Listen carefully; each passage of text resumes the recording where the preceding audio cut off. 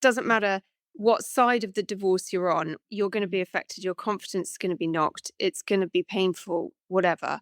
And to be in that scary place without much confidence, you realize a lot about yourself. Welcome to the Divorce Podcast, where we explore all aspects of ending relationships, separation, and parenting apart. If your marriage or partnership has ended, or you have friends and family who are separating, this podcast is for you. I'm Kate Daly, a relationship counsellor, divorce specialist, and co-founder of Amicable, the online legal service for separating couples.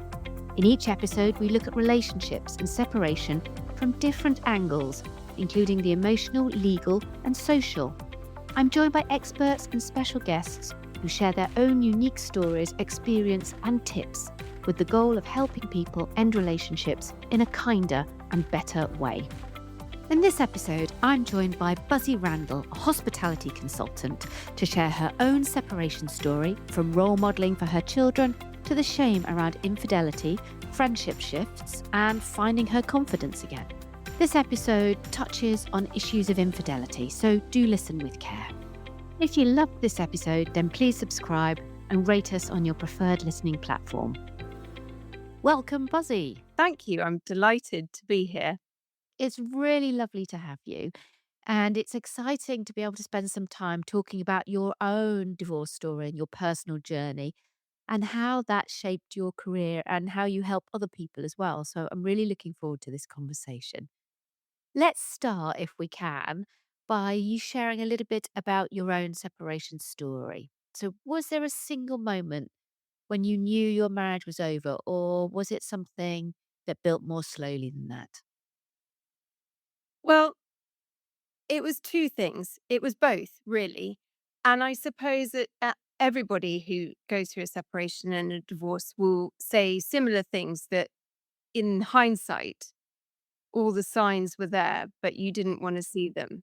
So there was a defining moment that involved me reading a message on his phone that really confirmed the suspicions that I'd had, and that just really put a full stop on it.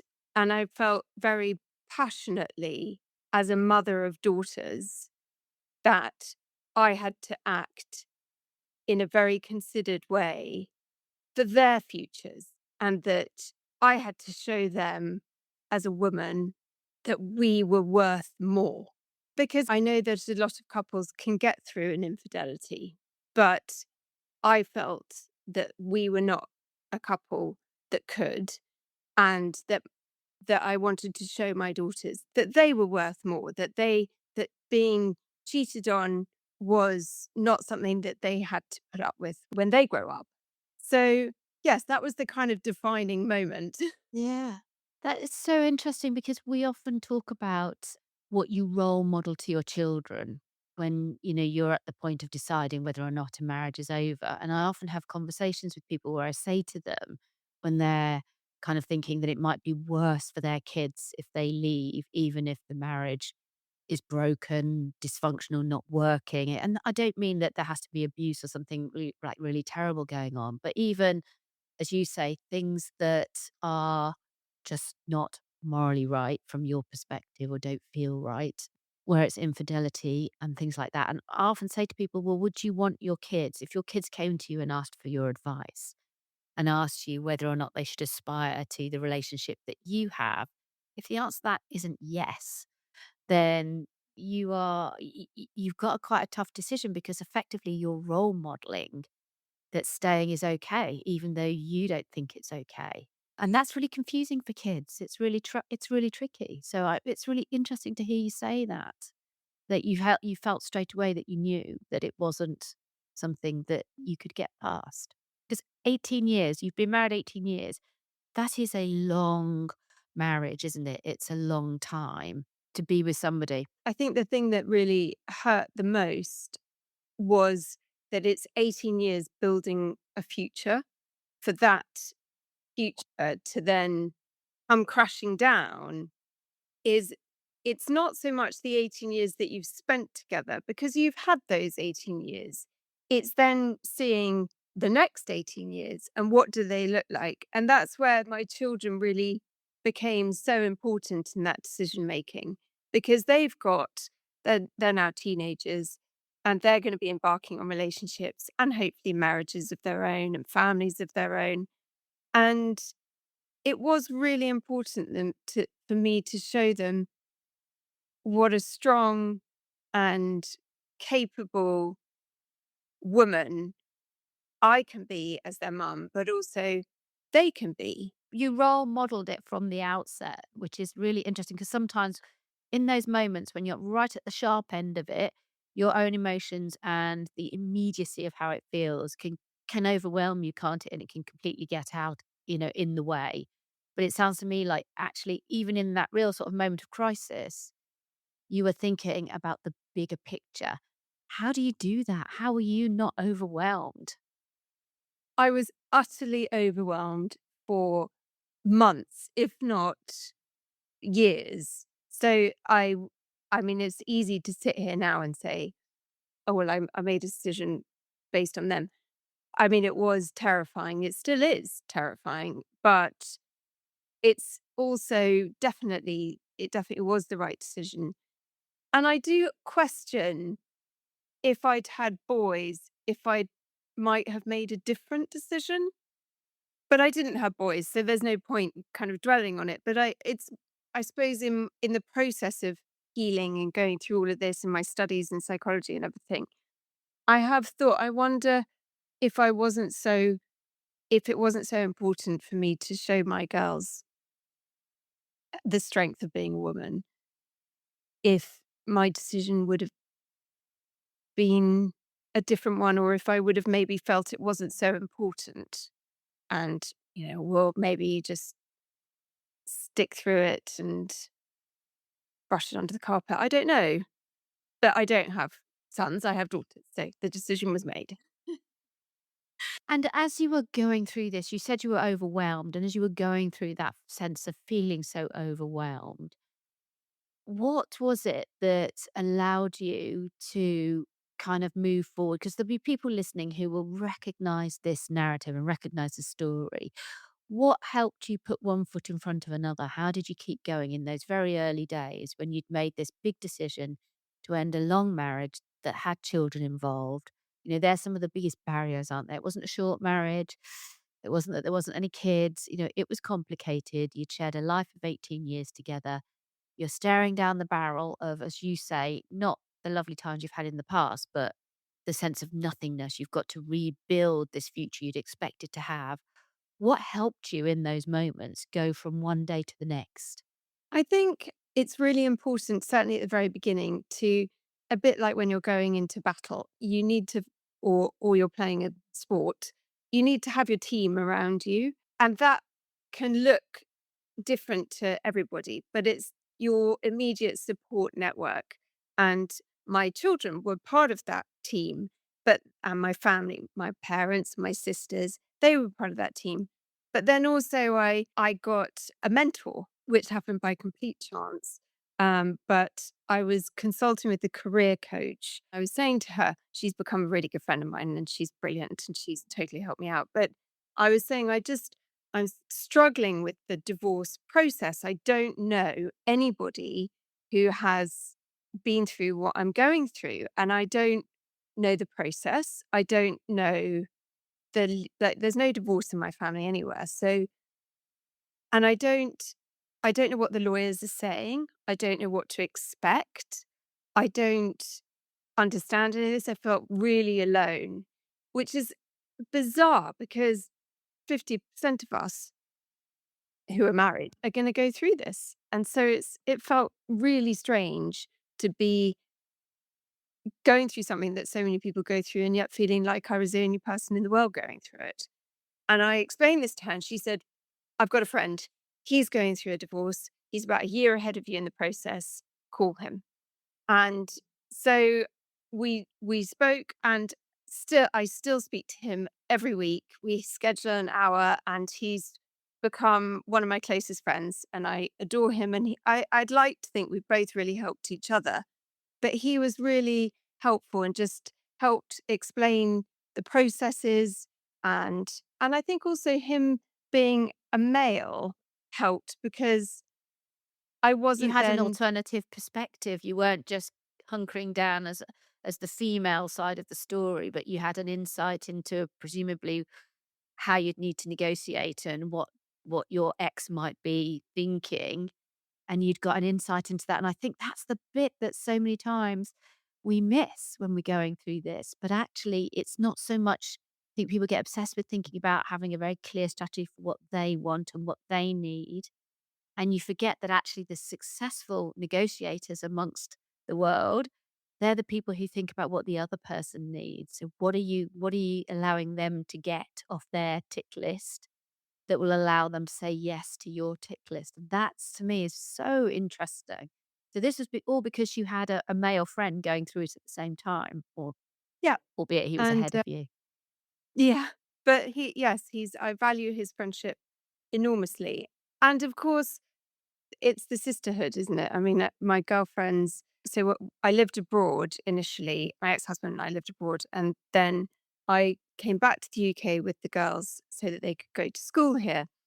And so we moved to a part of the country that was nowhere that I was familiar with. So I knew no one, had no friends, didn't know the area at all. But I created a group of friends, and I'd only known the group of friends probably for about 6 months before my marriage ended. But that group of friends just rallied, and they still rally for me when I need them. And the power of the sisterhood is extraordinary. And so I don't, in those initial days when it was all terrible, it's that team of people that picked me up. And I think the fact that I was in a position to know that what I needed, I think a lot of people maybe think, I don't know what I need. I don't know where I'm going. And I just was ready to hold on to any life raft that I could. And actually they were all life rafts. And they're the ones that got me through it and put a smile on my face, I suppose. I think you're right. I don't think you can underestimate the power of, you said you needed your team around you, and the different people within that network play different roles, don't they? So you might have professional people, you might have the coach or the mentor or whoever, and then you might have a close group of girlfriends who are there, as you say, as that emotional life raft, who will, pick you up, take you for a walk, look after the kids, or, create a play date or whatever it is, or bring the wine round or help with some of the more practical things. It's having that group that you can rely on. And sometimes I think this is where men in particular miss out a bit more because sometimes, not always, but sometimes the friendship bonds aren't quite so strong and it's harder, less culturally acceptable for men to ask for that support. And we shouldn't underestimate the fact that you asked for support with a group of people who were relatively new to you as well. That's brave. That's really brave. How did you get the strength to reach out? Was it, I mean, maybe it was sheer desperation, but it feels, or maybe it's part of personality, but what is it that kind of allowed you to reach out in those circumstances? So I felt deeply humiliated by my situation. And there is stigma about your, I've felt very much when that my husband had had an affair and left me. And I felt that that was very much a reflection of me to begin with. And so, and he also left, like we didn't see him. He just wasn't then part of our lives. And so there was an element of explaining that I had to do at the school events and the school this and the Yeah, school. it's a hard exit, wasn't it, really? It wasn't anything you could gradually wind his presence down in any way. It was obviously very dramatic and hard. Yeah, and you have to explain why he's not there. So I was like, I have to face this head on, pull on my big girl pants and do it. And there are terrible things happening in the world. This is not one of them. I can do it. And it was just and it was actually just saying to everybody, "Yeah, this is what's going on, but we're gonna get through it." And everyone went, "Yeah, we're gonna help you get there." And it's amazing how when you I think I think people really do want to support and show love and empathy. And if you're honest about it, that just comes in bucket loads. And I'm really glad I didn't hide behind it because I did feel such a huge amount of shame to begin with and humiliation. And Why do we then feel shame and humiliation for something that's not our fault and is a part of life and a natural process? I just don't understand. But we do, don't we? We all do. We all feel shame. But where does that come from, do you think? I think it's a generational thing. And I think it ties back to another reason why it was so important that I ended the marriage because I think, as women, we're often brought up to feel that shame and to be martyrs and to do everything and be everything. And there is a generational shift that's happening now. I think there's a societal shift and a cultural shift in our roles as women within this society, and also for men. Like my younger sister's husband does 50% of all the childcare, all the housework. I mean, it's incredible. They have this incredible setup that didn't exist when I first got married and had children.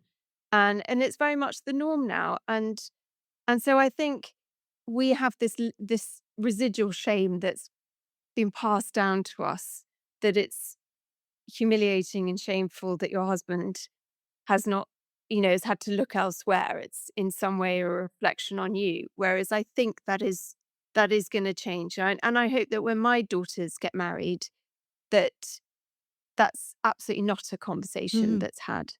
Mm. It's funny because when you were talking before and you were saying you felt humiliated, I was thinking, why do we carry the emotional feeling for somebody else's choice or behavior? So somebody does something, in this case, has an affair, and yet we take on the feelings of shame and upset. And that, I think you're right, that is a cultural thing. There must be something wrong with us if that person has treated us in that way. Not let's look at their behavior and critique their behavior, but what have we done wrong in order to encourage that behavior? And that goes through a lot of things around violence against women, sexual violence, all of those sorts of things. That same thread is woven all the way through, isn't it? And I think that's something that we have to try and teach this next generation, as you say, that that's not the cultural norm. And part of what you're doing, I guess, in the way you behave by saying that's just not acceptable, that's a boundary crossed, is exactly that. It's modeling that new kind of behavior. So it's a really amazing story, a really incredible story to unpack. So I'm really appreciative that you're sharing it. What do you think then, thinking about that mentor that you had? So you've got your circle of friends who are doing the emotional hard work, the day in, day out, school gate stuff with you.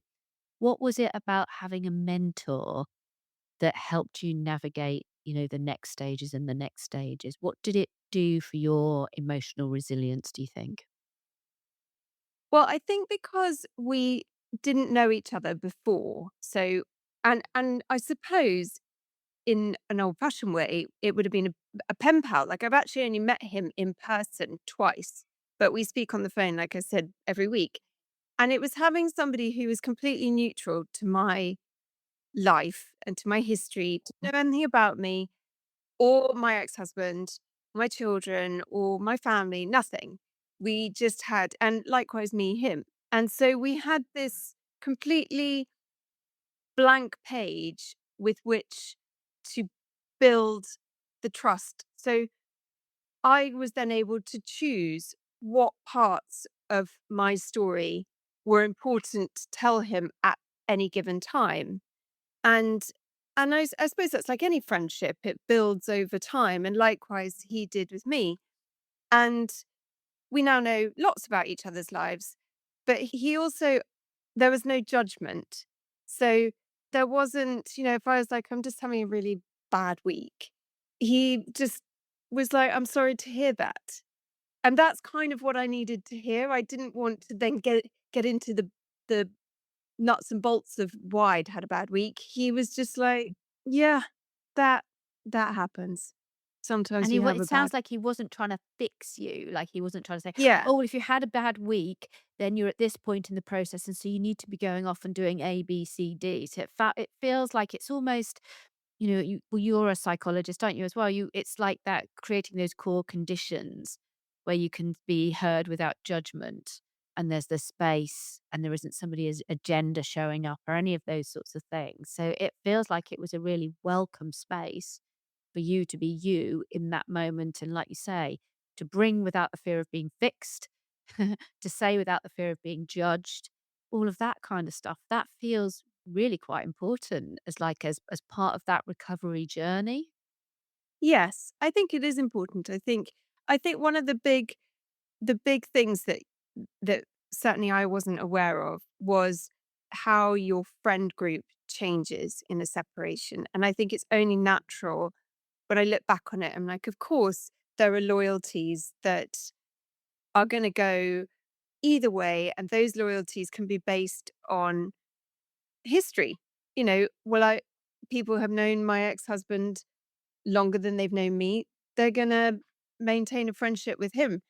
At the time, I couldn't understand how that was possible, knowing the choices that he'd made. I felt that that was unfair, but actually, of course, it's fair, and people make their own choices in whatever direction they go. And I think that I didn't lose friends, but I lost the connection, which was the fact that my husband and I were married and we were a couple, and therefore our friendship was based on that. So when that changed, that friendship changed. But in the process, I got a whole new group of friends. So where there's a loss, there's a gain. And I think initially that overwhelm that we talked about earlier, that is very much, I was overwhelmed by the change in the friendships. And I wasn't, because the new friendships were forming, I didn't see the strength in them. I saw the massive loss. Whereas now I look and I see the strength in those friendships as they've got stronger as the process has gone on. And I value those so much. Mm.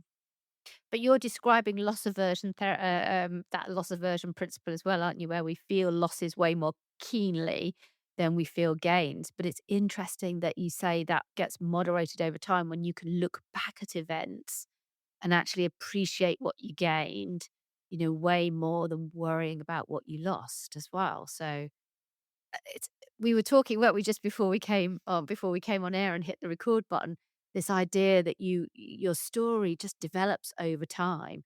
There isn't a one truth to the story. We're looking in at your story at this particular point in time and it looks a certain way. But if we came back and did this again later, 2 years, 3 years, 5 years, 10 years down the line, then your story would sound and feel maybe different again, wouldn't it? So I'm really interested in this idea of how these stories unfold and, the timeline involved as well. So, yeah, funny. You mentioned earlier that you've got 2 daughters, and you also said that you were living abroad. Was there an opportunity to co-parent then with the girls, or how did that all work? How did you sort of segue into this sort of having some kind of parenting relationship? So that for me, that hasn't happened. So we don't co-parent. But also I must give credit to, I have a wonderful new partner, and he has stepped into the role of being we're not married, but of being a step parent. I suppose where there was a vacancy for a male figure in the girls' lives, he's just come in and been completely wonderful. So he is with me on the pitch side and at the school events and on the weekends doing homework. And how do you think the girls have adjusted then to sort of a new way of being? You mentioned at the beginning of this that, nobody in your family was divorced. You didn't have any divorced friends. So have you found divorced friends? And therefore, is this kind of more normalized to them? Or do they feel, I know you can't speak for them, or do you get the sense that they feel different? How does that part of it work in your family? How do you talk about that stuff? Well, I think, I mean, we do. talk about it. Yes, there was this huge change, but we're in the same house. We've got the same dogs.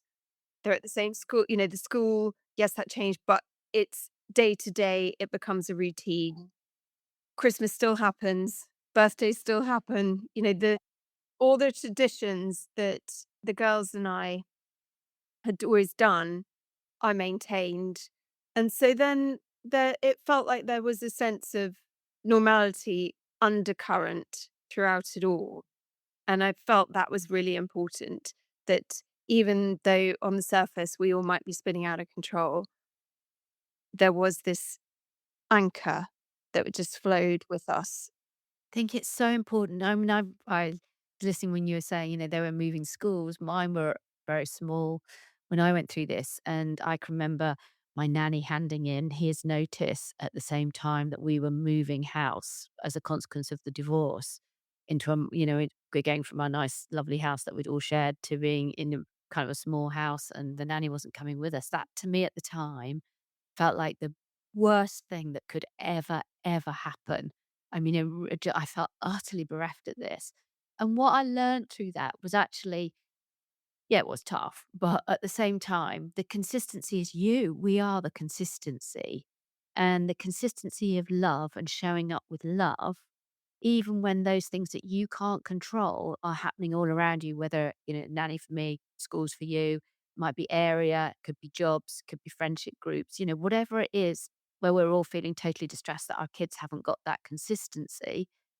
It's us showing up with love and being the parent we've all always been. That's what actually keeps them on healthy, straight and narrow rather than anything else. And I sometimes worry because, we talk about this a lot in the work that I do with couples where we're trying to keep everything the same and people are tearing their hair out about we can't move here, we can't do this, we can't change anything.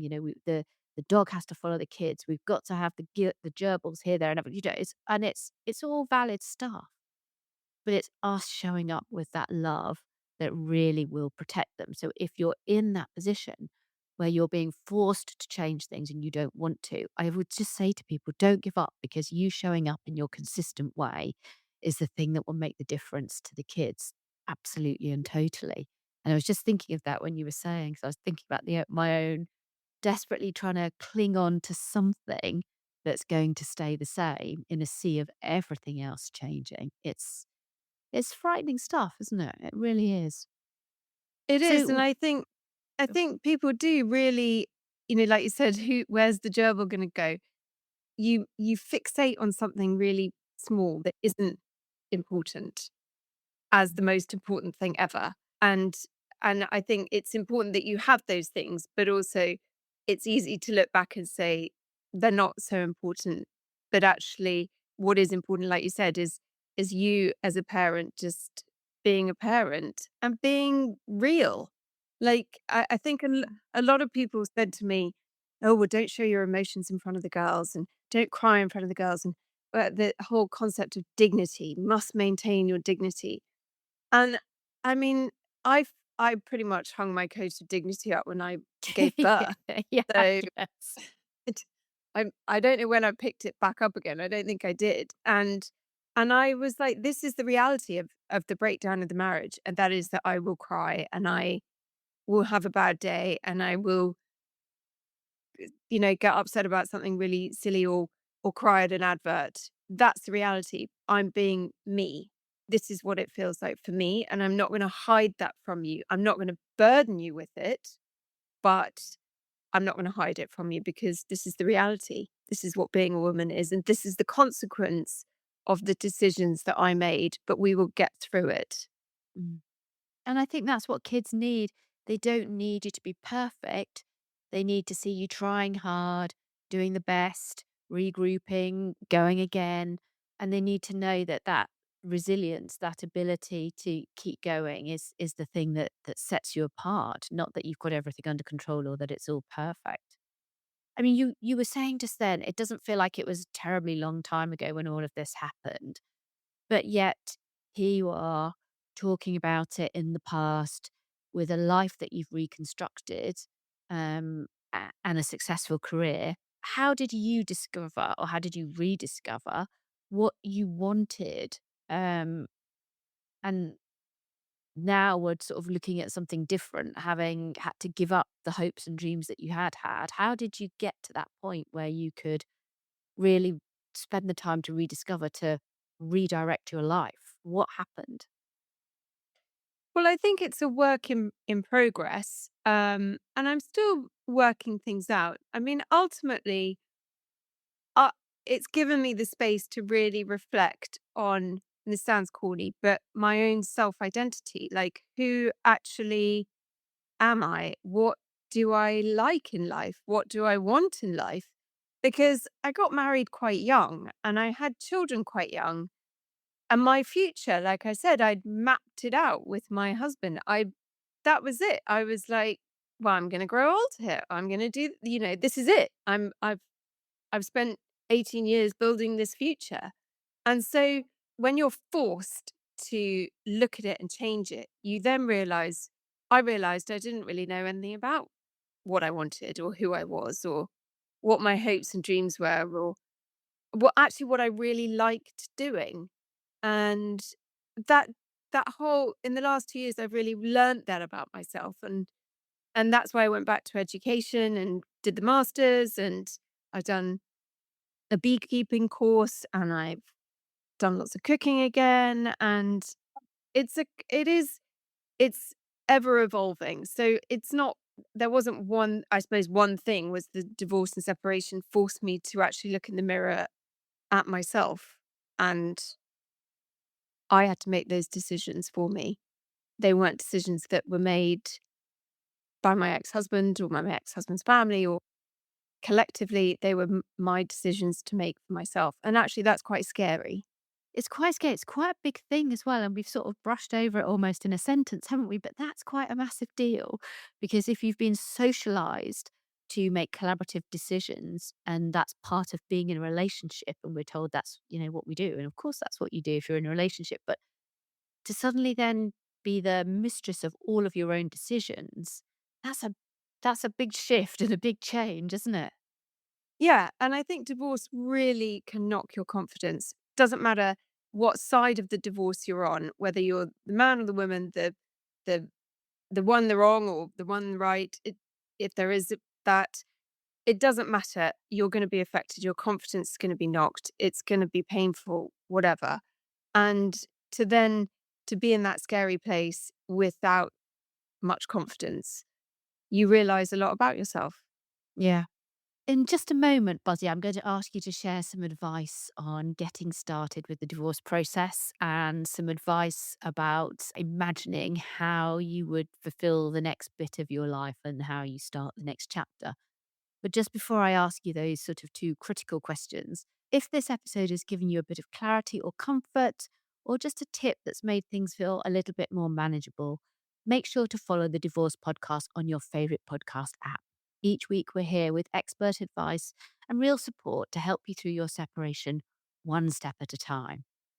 So, Buzzy, thinking back to the beginning of your separation, what are the things that you'd tell yourself about kicking off that process? How would you go? What would you say to somebody who's right at the beginning? I think to breathe, which sounds stupid, but I felt that that I was suffocating, that there was no oxygen in the room, and that everywhere I went sucked the breath out of me, whether it was a conversation with the lawyer or conversations with my family or conversations with my children or even turning up at the school gates. I was like, oh, and I think actually take a breath, pause, think about what the next step is in, okay, I'm going to go to the school gates and I'm going to face the mums.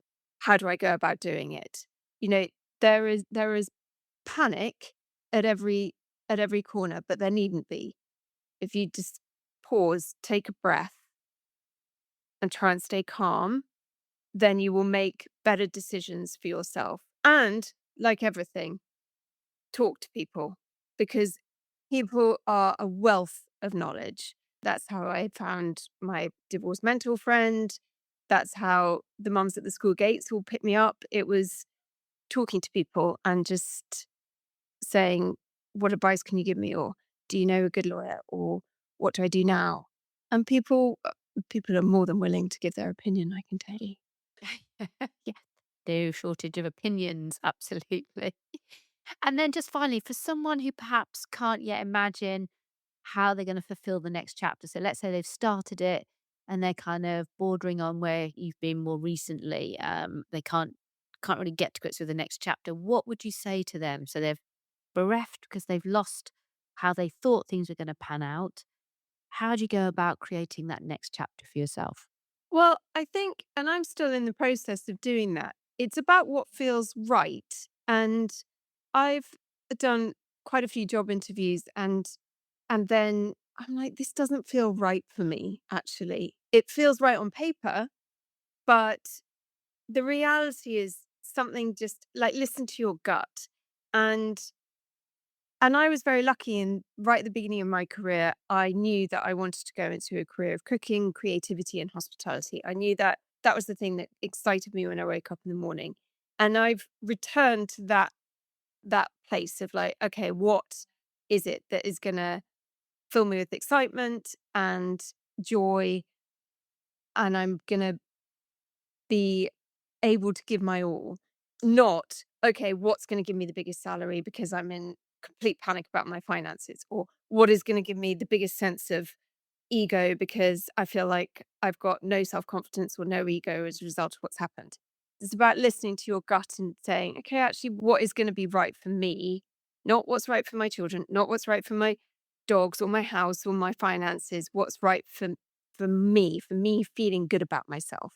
It's so interesting. So I'm taking away from this is that personal growth and resilience that comes after a split. And we did a survey recently as Amicable, and we found something really similar as well. One in four people actually reported that's exactly what you've described now, that sense of feeling that personal growth by focusing on what is right for me. So it's seeing it as an opportunity to reconnect with yourself and understand a bit more about yourself. So I think that's such a positive note to end on. I know if you're listening to this and you're at the beginning of it or in the middle of it, you might not be feeling as optimistic as Buzzy and I are talking about it.